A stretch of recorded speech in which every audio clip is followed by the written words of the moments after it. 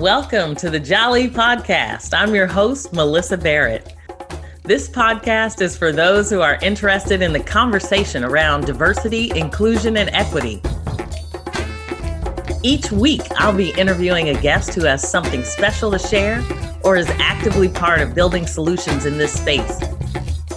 Let's get started.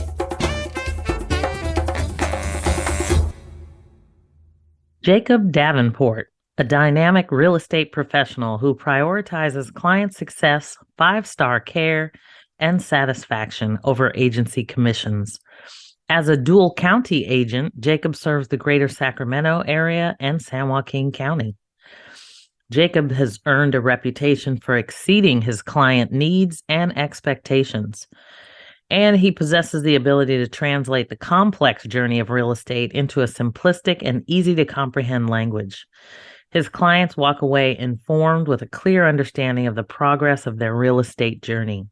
These teachable experiences are empowering and allow his clients to make their decisions with confidence, having gained useful insights to the finer points of each stage of a given transaction.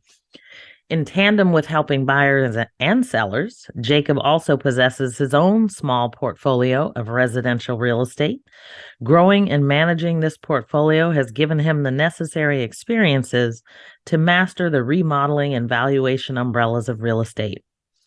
Jacob's ability to guide you through the assessment of any needed repairs or a client's desire to understand high-level real estate math, like cash-on-cash return and ROI, are just a few niches that separate Jacob from other agents. Awesome. Well, this week, I'm excited to have Jacob Davenport, the realtor, on the podcast. And I met Jacob at a Central Valley Realtors Board event where he was on a panel talking about flipping houses. And so shout out to the Central Valley Realtors Board. They are doing their work out there in Stockton, in the Central Valley, I should say. And so I'm just excited to have you here, Jacob, and talking a little bit about, literally there were 3 panelists up there, all African-American men, which you don't often see when you think about real estate and flipping houses. There's a lot of realtors, but it's another thing when you start taking on properties and flipping them. And really what was nice is there were differences between the 3 of you in terms of your experience, your age, and how you're going about the business, which was pretty awesome. So, but I really kind of wanted to just start with maybe having you tell us a little bit about how you even got here, and maybe talk a little bit about your journey and how you made the plunge into start, kind of acquiring your own inventory. Absolutely. Well, Melyssa, I want to first start by saying thank you so much for having me. My pleasure. I think it's fair to say that since we met, it definitely has been like, okay, this is working out. These energies are working out. So I just really want to thank you for that. And again, my name is Jacob Davenport. In real estate about 7 years, and my journey in real estate began 7 years ago. I originally from Sacramento, was attending school, studying business, and one of my student mates, or one of my partners in class, she came up to me one day and said, "Hey, you would really do great in real estate." In fact, I really didn't even know the young lady, but she said, "You do great in real estate. You should call my dad. He lives in Stockton." I'm from Sacramento. I've never been to Stockton. And in my head, I said, "I'm not going to Stockton. I don't even know this guy." And as fate shall have it, I ended up taking an interview with her dad, and just kind of, I didn't drag my feet, actually. Once I met this gentleman, very much like yourself, Melyssa, our energies matched. He said, "Come on out, come study." I studied, and it's been on ever since. Awesome. Yes. And so Sacramento and Stockton are very different markets in regards to the real estate space. Right. And you work in dual dual counties, as I I work understand. in dual counties. I do. Okay. I work in dual counties. Sacramento, very big market. Central Valley, very big market. And I will drive anywhere to help a client, right? So it kind of works out for me. And then I still have a lot of family back in Sacramento. And I'm probably in Sacramento 4 times a week. I'll be there tonight, showing some property, grabbing some dinner at a local small business. So I'm a Sacramentan at heart. But then I do a lot of work in San Joaquin County as well in the Central Valley. So that kind of works. That definitely works out. So then how did you get to the point where, I mean, being a realtor is one thing, but when you Mhm. start acquiring your own properties and flipping houses, I mean, that's almost like a different skill set in some ways, right? I mean, you're actually managing the project of repairing, rehabilitating a home and typically I know you have to try to do it in a reasonable time frame uh if you're going to make any return on it. So Mhm. what was that like, and how did you take that extra step? Well, first, you're starting to sound like a realtor. So I just want to let you know that this you would be a great real estate agent. But if you decide not to, that's Maybe cool. in the next career, I don't know. Okay. I'll see you out there. All right. Um, you're right. You're right. And you have multiple parts of real estate. A lot of times when people speak about real estate, most people think about residential property, right? So single family property that a single, family purchases and lives there with their kids, and kind of pretty straightforward. And then you get into there's a commercial side of real estate, but you don't hear about that conversation a ton unless that's really the space you're in. But outside of your standard presentation of real estate that we see commonly, you get into what we call income property. And that could be a single family property, right? But also that could be a duplex, triplex, fourplex, fiveplex, apartment buildings, condominiums, right? And so on and so forth. And so I think that is definitely that is the division in which you kind of see residential standard property right here and the income property. And so very big differences when somebody's looking for a primary residential property. They're looking for something just turnkey that'll satisfy their family, whether it be they have kids and they're trying to access a certain school district, whether you see, in my experience, just culturally, people use primary homes even differently. Like some in different culture, what I've seen is like the house is the domain. It is the place that we are here for peace. That we leave everything out home, everything outside of our house away. We pray here, we eat here. Family comes here during the holiday season, and it's a pretty serious thing. And then some people, do kind of just a little less formal approach. But outside of that's what you'll see in a residential property. But when you get into income property, you're not looking for neighborhood. You're not looking for a swimming pool. You're not looking for a condition. You're looking at things like return on investment, right? And you're looking for depreciation, right? You're looking for tax shelters, right? And so you're looking for how a property performs. And so that is the larger approach is when you see somebody pursuing property. Like, hey, we're going to live here. Do we need a pool? Do we want to live by the freeway because we commute 2 hours away and traffic's an issue? Or am I buying this property, which is a property I'll probably never live in? But I have these goals that will become lucrative and increase my financial position now and in the future. Yeah. Well, Mhm. and so that's interesting because I think there's a lot of people that would be interested in going into that field, especially those that maybe haven't been in it before. Mhm. Maybe they haven't even seen someone that looks like me go in it before.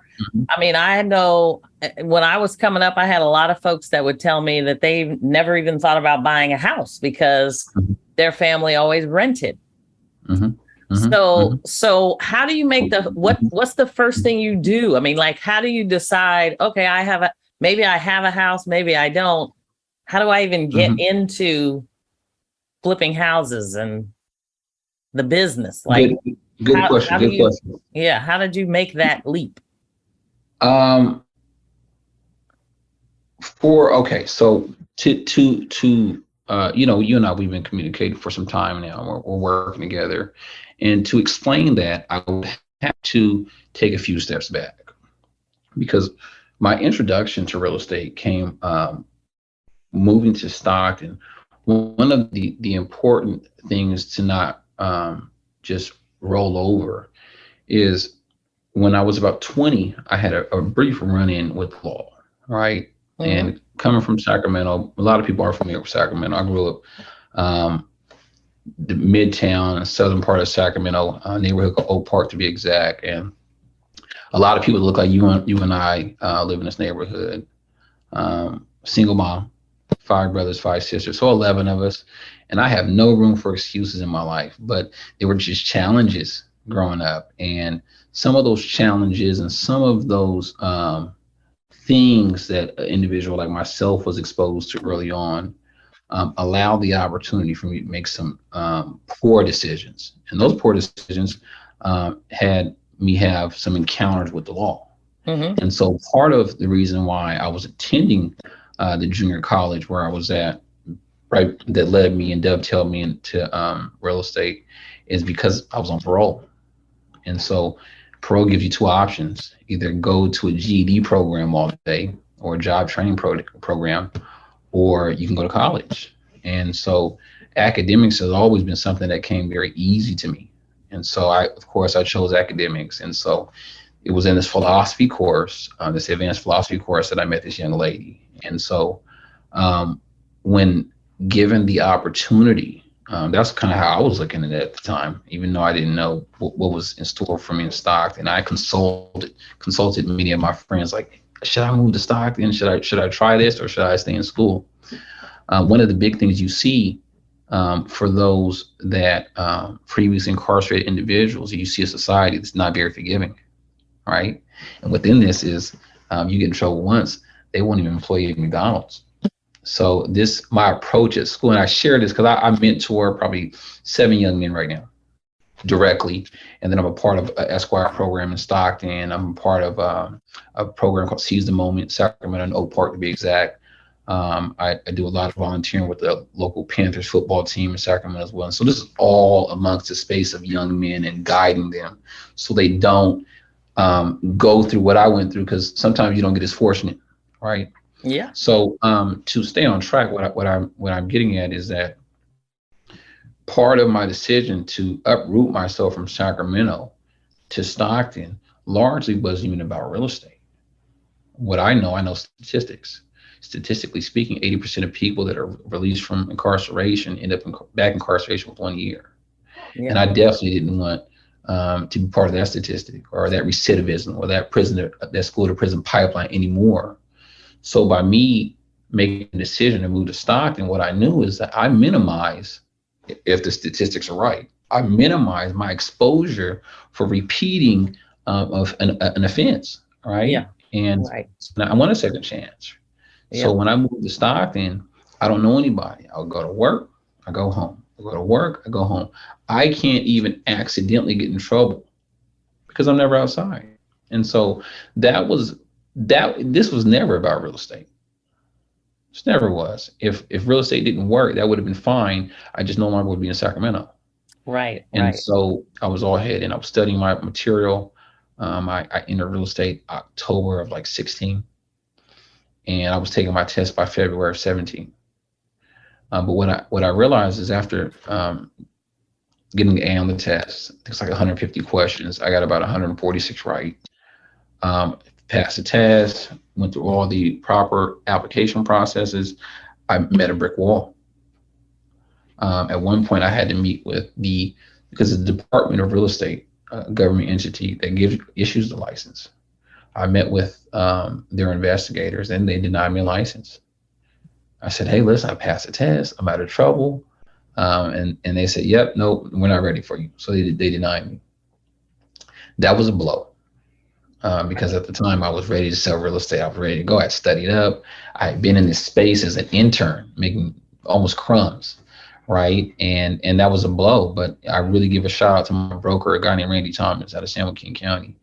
And when I got out of that interview, he drove to the interview with me in Sacramento. And when I came, they didn't let him in. When I came out, they said no. He said, look, I don't care. I don't care. We're coming back to him. We're going to come back to him. Because I was at that point, swear to you, and now I'm always transparent, especially because it goes back to the youth. I was ready to move back to Sacramento.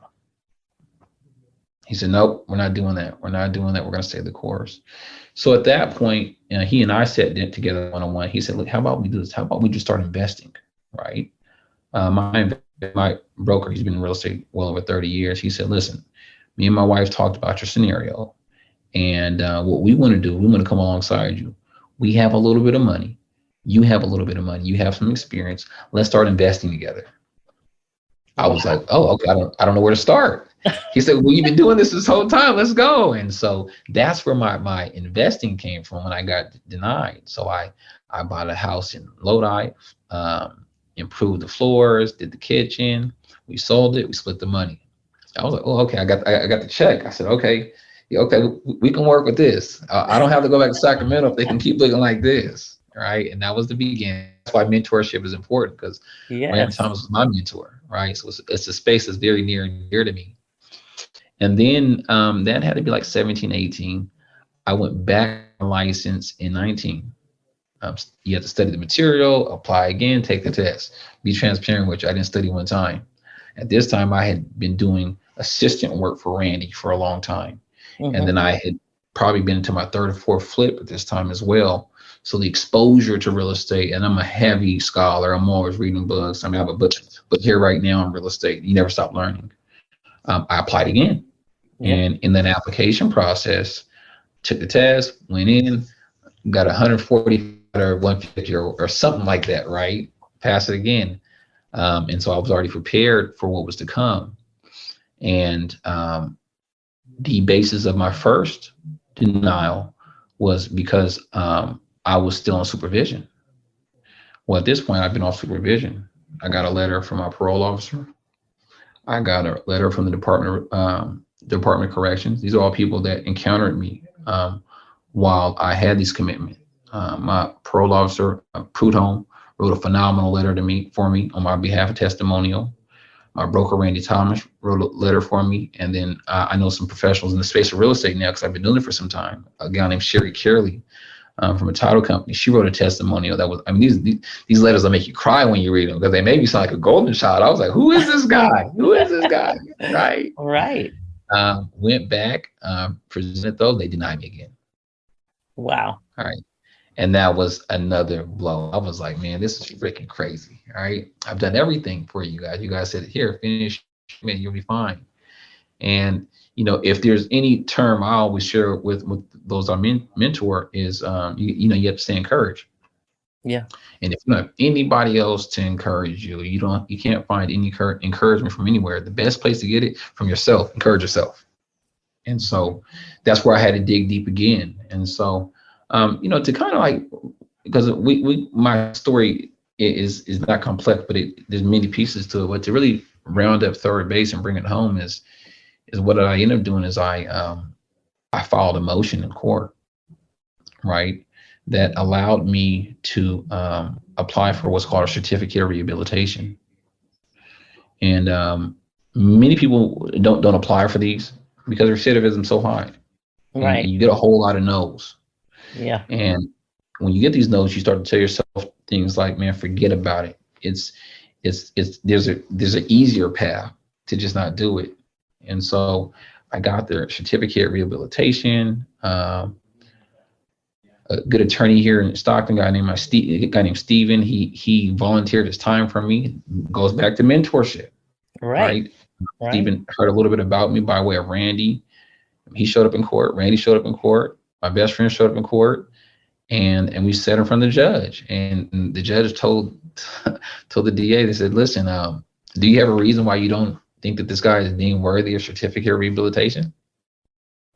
And when you look at my profile for the things I've done, which we haven't got into, I was the executive director of Habitat for Humanity, done large amounts of work in the city of Stockton with really getting food into the hands of those that need it, back to mentorship with the youth, right?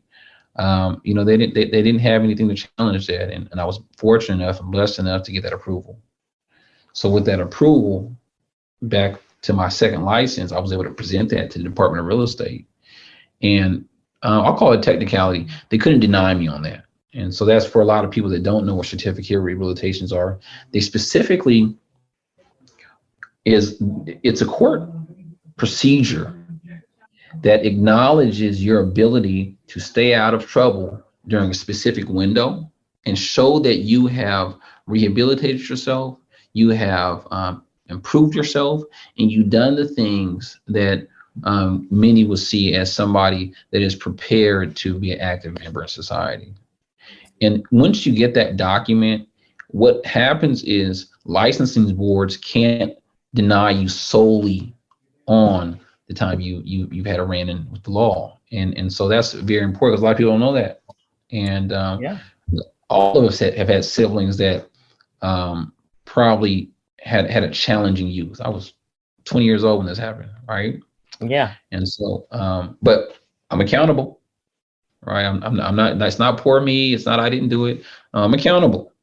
Yeah. But I'm also somebody that believes in second chances and opportunities, which goes right back to mentorship. Wow, that is a phenomenal story.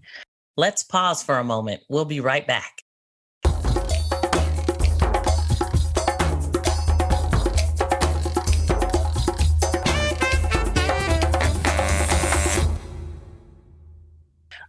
And I hope that people are inspired and encouraged by it, because there was so much in that story, not only about mentorship, but about your own mindset and resilience. Because a lot of people, would have told Randy, nope, I'm out.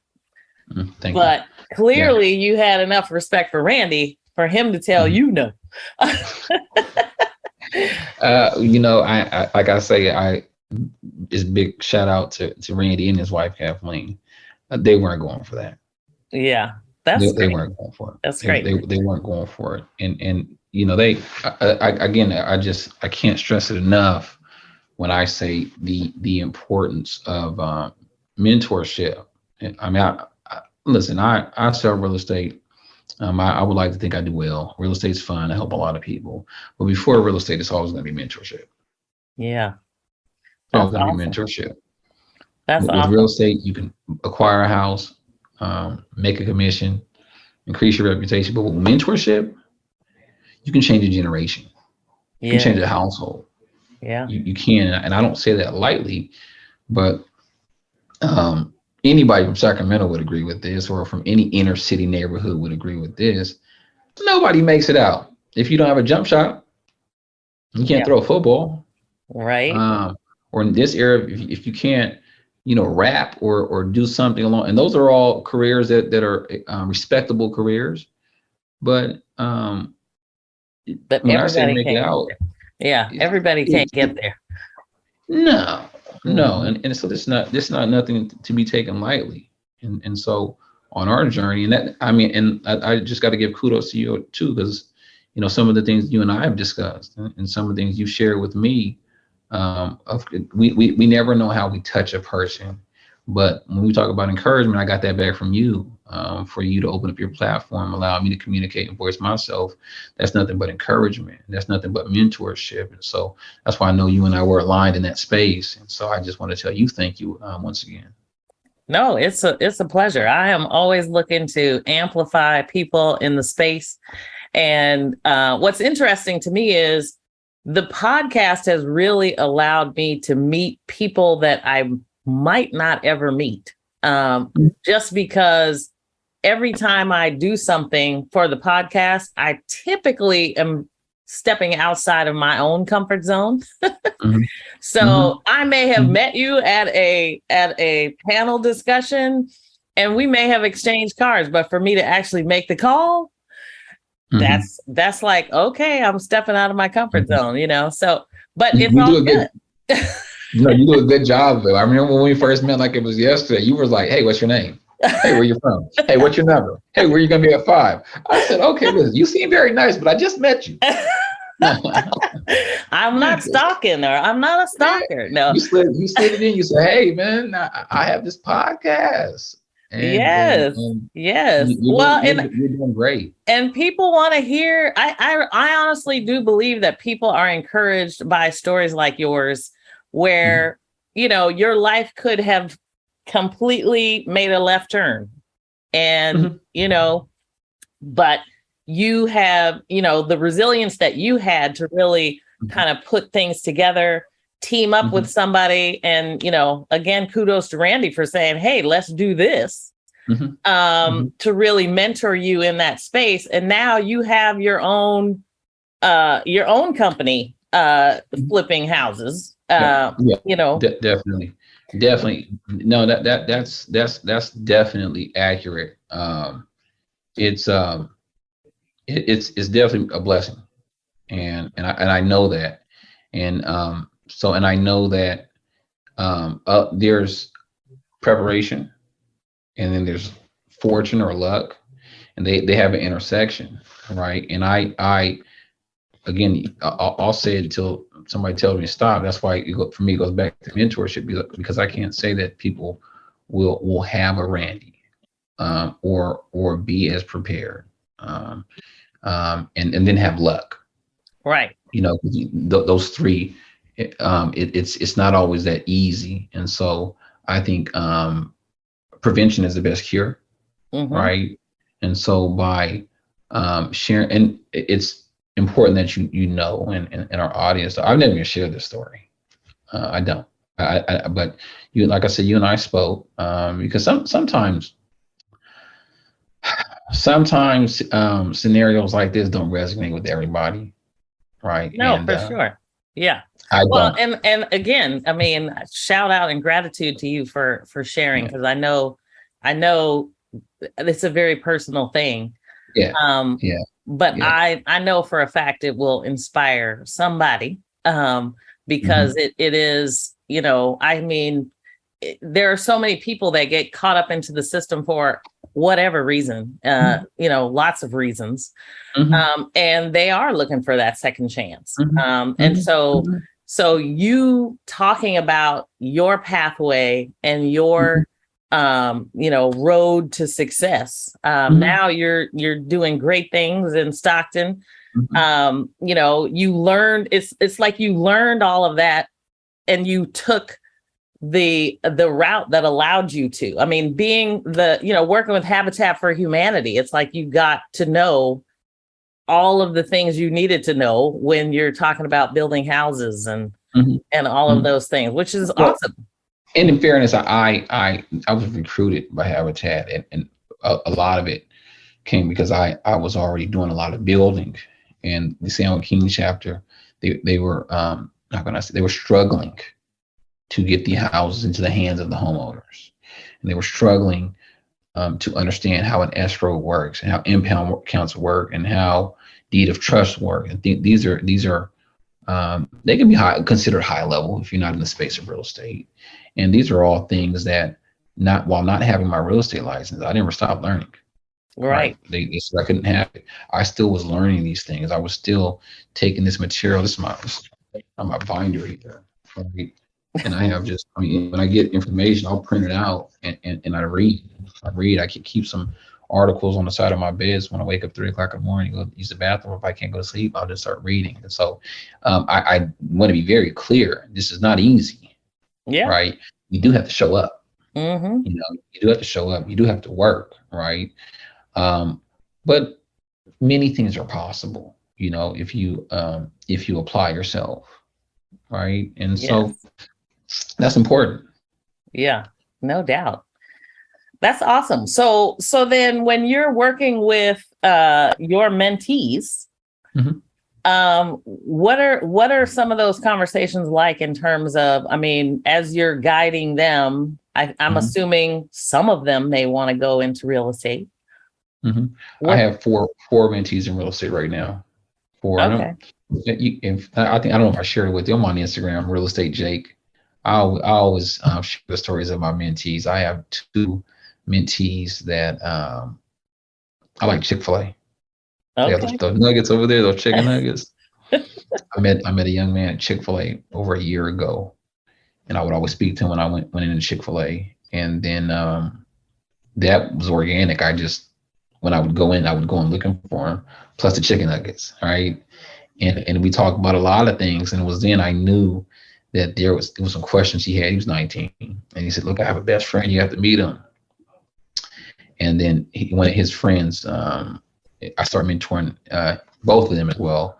And so this is Kobe and Alex. And then I do a lot on social media, and I've had some individuals from social media say, "Hey, listen, can I meet with you?" So I always tell everybody, parents, friends, family, at a minimum, if you have I typically work with young men, but if you have a son, at a minimum, I have an hour in coffee, an hour in Jamba Juice for him, minimum. Because I am in the space of real estate, and I have a busy schedule, so I do have to protect my time, but I always make time. And so you're never going to hear that Jake didn't meet with somebody. I drive to Sacramento. I met a guy last month at Gunther's Ice Cream, and there's this spectrum in which typically the kids I'm working with, they're probably between 13 and 21 right now. They all need different things, and so it's not all real estate. Yeah. Even I have three that are directly studying for the real estate license. We meet on Saturdays and we study at my office. The conversations we have almost this much to do with real estate. Although Right. we have our textbooks, we have flashcards, we have key terms, I have strategies that I share with them. I just acquired a triplex. I closed 2 days ago. And so when I was doing inspections on it, I had some of my mentees meet me over there. And we walked through inspection from roof, pest, home. We talked about foundations. We talked about landlord tenant law. These are things that you don't learn getting your real estate license. And honestly, 60% of real estate agents don't know this stuff, and that's no shade. Most real estate agents like to do buy and sell transactions. Uh, at least 75% don't own more than one home. So when you get into the space of investing, it's a niche, right? Right. And understanding how to evaluate it, understanding risk, understanding how to be profitable, right? That's a very small market in which people truly understand, if we're being frank.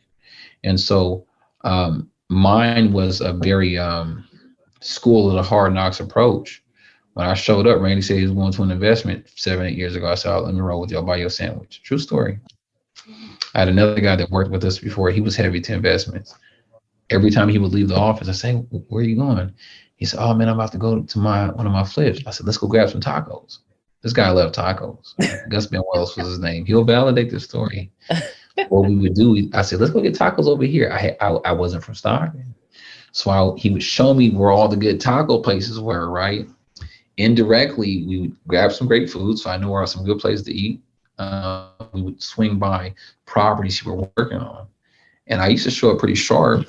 Well, as I thought it was sharp, right? But once I really started to be able to stay on Gus's coattail, I ordered myself some boots. So I would show up to work in boots because I knew we were going underneath the crawl space. And Right. so, that education cost me, I don't know, tacos between two people and a Coke. That's $14. I did that for 100 days. So you do the Wow. math, right? Yeah. And I think my philosophy course was probably 10 times that amount. Oh, for sure. Look at the return, right? Yes. So, going back to working with the youth, they need different things, right? And one thing I add that I just is very near and dear to me. I think that and growing up without my father in the household, young men need their fathers. Young men need their Yeah. fathers, and I can't say, and I could typically I can go specific and say black boys need their fathers, but no, they all do. They all do. And I don't just mentor African American kids. I don't close the door to any of them, but they need their fathers. And then one of the things, and maybe you can share with me on this, I would always ask myself growing up. I didn't have my father in my household. But I had friends, and that shout out to all my friends that had fathers in their household. And I remember this guy named Spencer Saunders I went to school with. I remember one time his dad was jamming me up really, really hard. And I thought he was bullying me, right? He was jamming me up like, hey, man, you need to do this. You need to do that. I said, man, his dad is mean. And then I became an adult Then you man, right? realize. I said, "Oh, okay, okay." And I had another friend's dad. He would give me $10 to wash his car, and his son would say, "Dad, how come you never pay me?" And his dad would never respond. He wouldn't answer. Right now, looking back, he was trying to put some change in my pocket, Right. and so Absolutely. Takes a yeah, village. Takes a you know how village. it goes. So I always looked at this dichotomy of growing up without a father or growing up with an absent father in and out, or even a father that passed away when you're young, which is worse, right? To try to compare the three, we're doing no disservice. What this is about is that young men need their fathers, Yeah. and they need father figures, right? Mhm. And even if a father is relatively present in the household but always at work, you see young men still missing out on a lot of things. And that's a concept I understand very, very well. And so that's what goes back to the conversation about my mentees. Very little of it is about real estate. I have three mentees that are between 19 and 20. They're dating. They need to be to work on time. Yes. They need, they we call it gear in the urban community. They're a tire, right? They need to get their gear together. And so, we go shopping.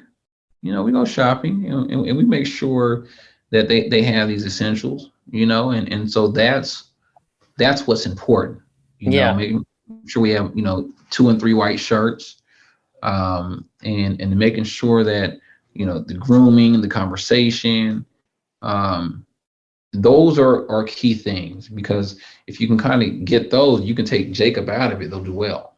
Yes. Yes. And so Yeah. to have a father inside the house doesn't mean that you're grooming yourself. It doesn't mean that you're being punctual. It doesn't mean that you're communicating. And communication nowadays this is one-on-one verbal communication, and then you have your digital footprint, which is communication, Yes. and then you have your resume. You have your reputation, and you take 30 years to grow a reputation, 30 seconds to ruin it. And so Absolutely. grooming those types of concepts, that cost me this how much money that cost me to do that, Yeah. right? And but what's it's worth? There's pricing and there's value. Yeah. So I think that we're definitely, just like we evaluate real estate property, I'm evaluating these, and I think that I think they're worth it. I think they're worth my time, every minute of it. Yeah. That's That's my opinion. fantastic.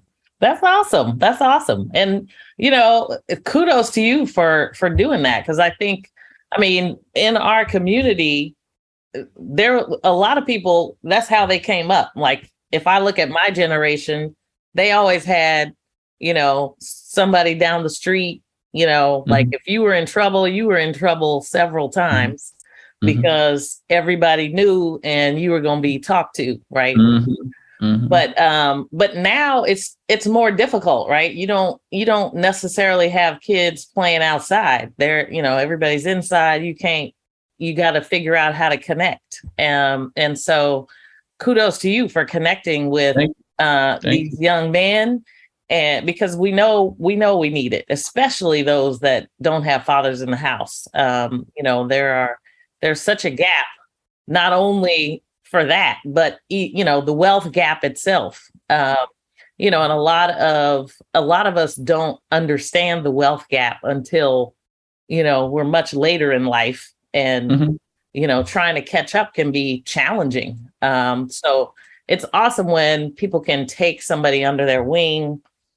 Lord knows, my mentor back when I was 19, Ida B. Jones. Shout out to her. She was awesome. Because I'll never forget, I worked at Citibank at the time, and I ended up, I think, managing 100 employees, and I was 19. I had no idea what I was doing. He's gonna make sure you got through it. she took me under her wing. She was like, we got this. So I learned so much from her. But we could, when we spend, we talk about mentors, and the thing that I learned having come up through the corporate side is mentors are phenomenal. Yes. Sponsors, once you get somewhere you want to be and you're maybe not in the room, those sponsors, those advocates for you when you're not there, that's what you need, if depending on which route you're going.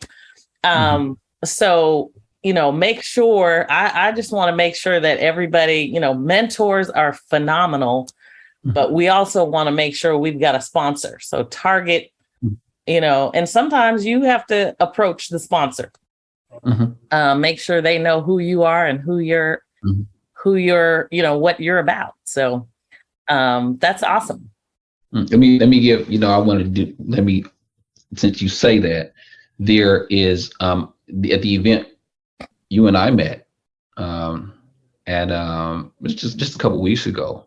Shortly after that event, I posted a picture. I don't know if you recall, one of my mentees, Alex, was there.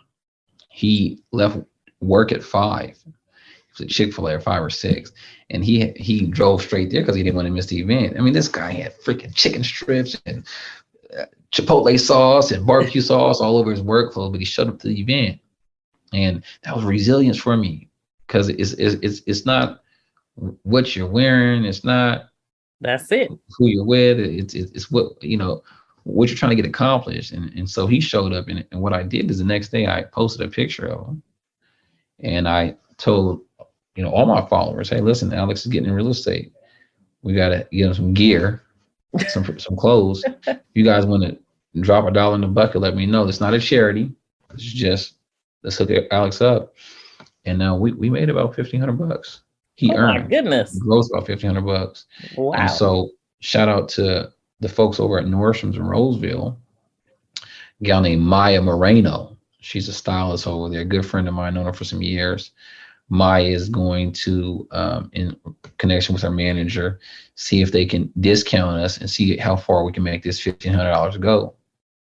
And so some of that content will be on Instagram, just for encouragement, right? That's awesome. We were able to get that done. And so, shout out to all the people, some that know me, some that don't know me.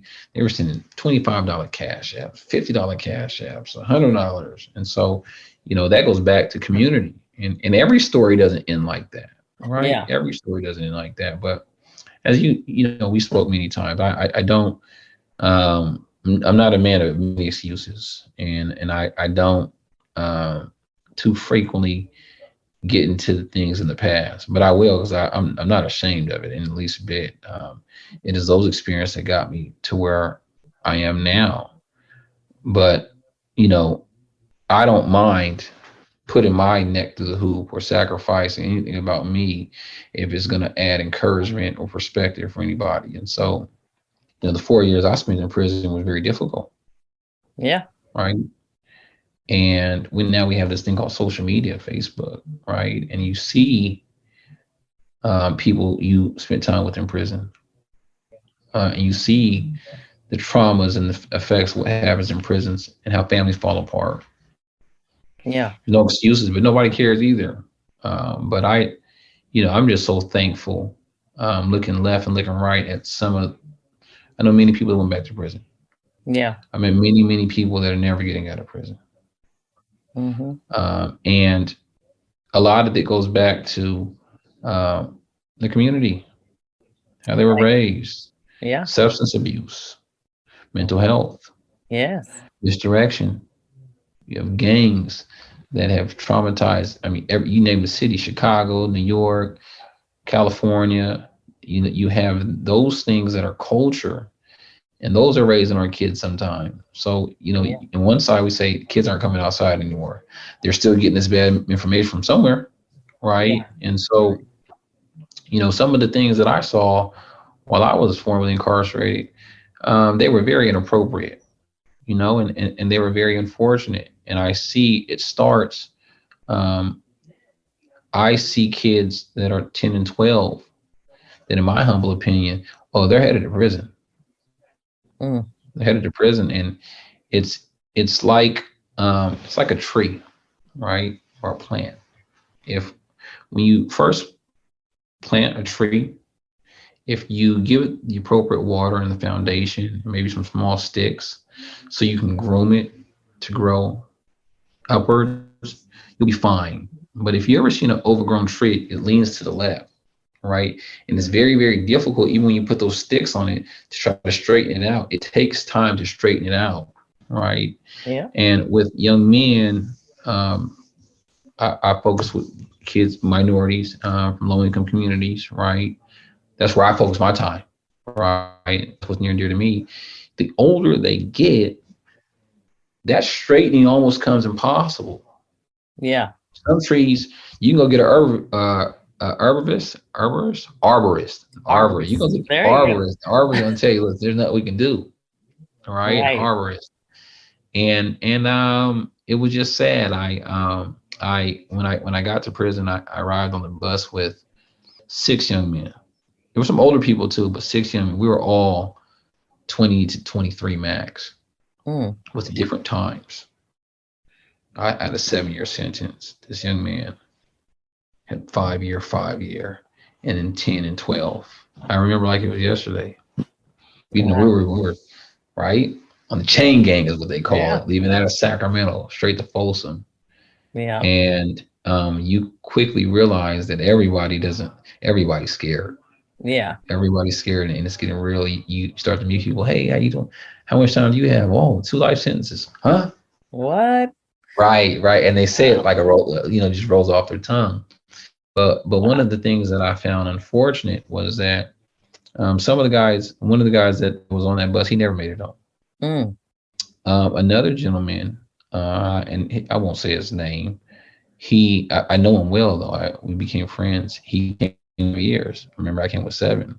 After our event, somebody posted it on Facebook, and he called me from Facebook.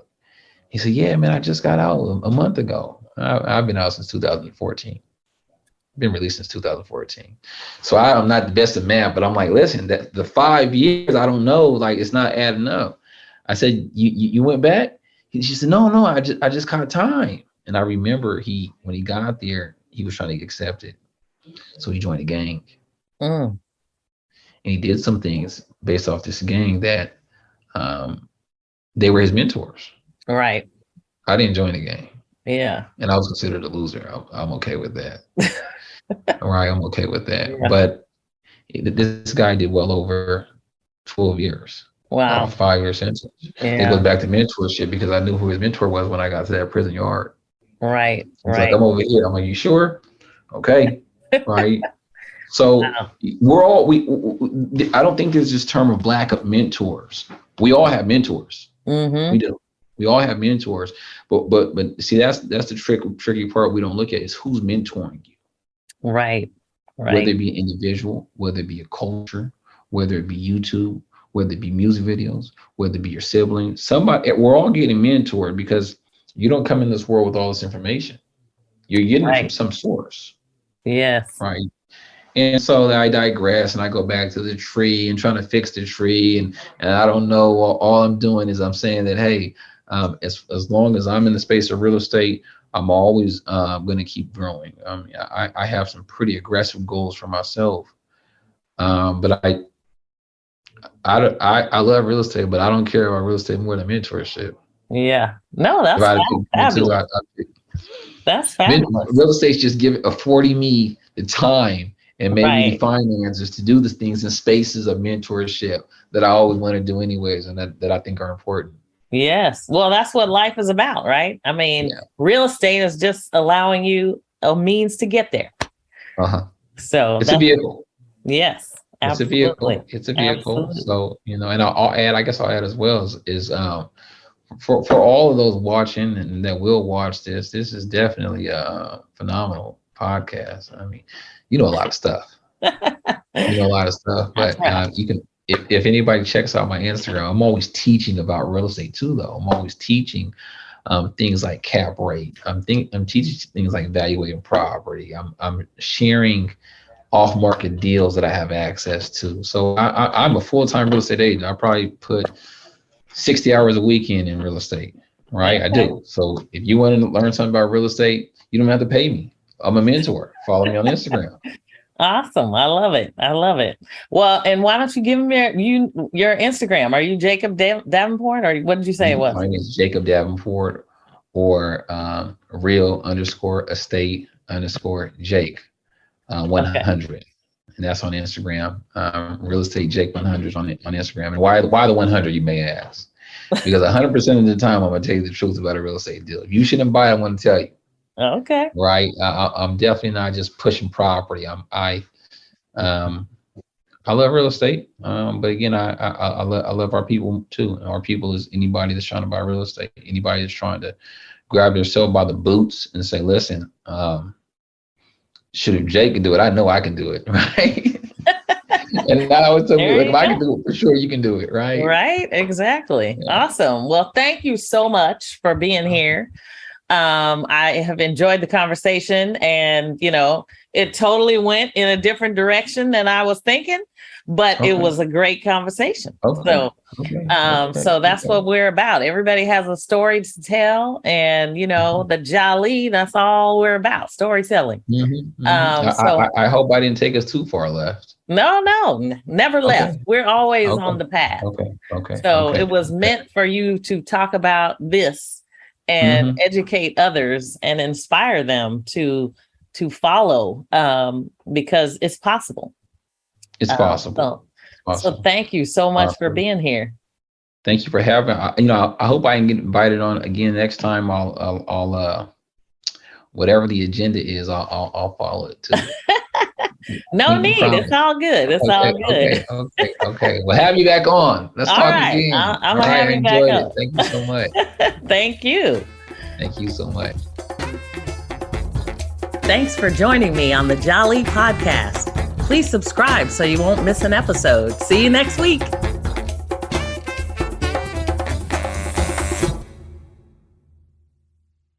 This podcast is a part of the C-Suite Radio Network. For more top business podcasts, visit c-suiteradio.com.